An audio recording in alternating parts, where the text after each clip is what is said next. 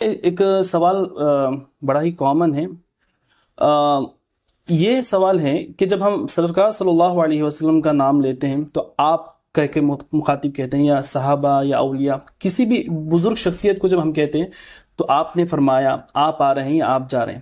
لیکن جب اللہ کی باری آتی ہے تو اکثر ہم دعاؤں میں اللہ نے فرمایا یا اللہ تو عطا کر، تو کا لفظ ہم اللہ کے لیے استعمال کرتے ہیں. یا یہ صحیح ہے؟ اور کیا ہم اللہ کو آپ کہہ کر کے مخاطب کریں یا اللہ آپ ہمیں عطا کریں، تو کیا یہ صحیح ہے؟ دیکھیے، یہ اردو زبان کی ایک فقید المثال پہچان ہے. جی. عربی میں تو اس کا اہتمام بالکل نہیں ہے. اچھا. عربی میں کاف ضمیر خطاب نبی کے لیے بھی ہے، خدا کے لیے بھی جی. ہے نا. لیکن اردو زبان نے اس میں امتیاز اس لیے رکھا کہ اللہ کی ذات ایک ہے، جی، تنہا ہے. اور تنہائی کو عربی زبان نے الگ الگ سٹیجز پہ الگ الگ نام دیا ہے. جی. کبھی کہا اسی تنہائی کا ذکر کیا، وَتَبَتَّلْ إِلَيْهِ تَبْتِيلًا، وہ مقام تبتیل ہے. جی. وہی عزلت اور بڑھتی ہے تنہائی تو تبتیل سے بڑھ کر کے وہ مقام تفرید کو پہنچتا ہے. جی. کہتا نا یہ مقام تفرید پہ فائز ہے. جی. جی. اور جو سب سے اوپر ہے وہ توحید ہے. جی. تو اللہ ایک ہے، اس کا کوئی شریک نہیں ہے. وہ اپنی تمام صفات میں وحدہ لا شریک ہے، اپنی ذات میں وحدہ لا شریک ہے.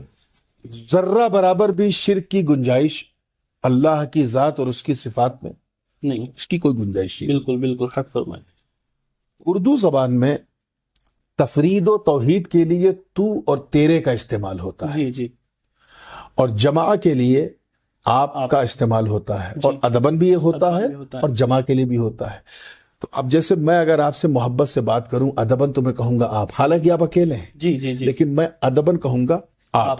تو آپ کا جو معاملہ ہے وہ یہ ہے کہ آپ ادبن بھی کہا جاتا ہے اور تفریدن بھی کہا جاتا ہے. کسی ایک کو بھی آپ کہا جاتا ہے، جمع کی صیغے میں. جی. ہاں، کسی ایک کو بھی آپ کہا جاتا ہے، ادب کے لیے بھی آپ کہا جاتا ہے، اور جمع کے لیے بھی آپ کہا جاتا ہے. جی. جی.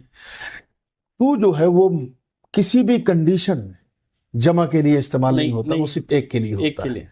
اگر ہم بلا شبہ اگر ہم اللہ کے لیے آپ استعمال کرتے ہیں بئی معنی کہ اس میں ادب ہے، تو ہم ادب کا خیال تو کر رہے ہیں، مگر اس میں کہیں نہ کہیں ایک ایسا لفظ استعمال کر رہے ہیں جس میں جمعیت کی بو بھی آ رہی ہے. بالکل. تو اللہ کی ذات ایسی وحدہ لا شریک ہے، ایسی وحدہ لا شریک ہے کہ اس میں جمعیت کی بو باز بھی نہیں ہے. بالکل گنجائش، بلکہ دو اللہ بھی نہیں ہے. بالکل حق ہے نا.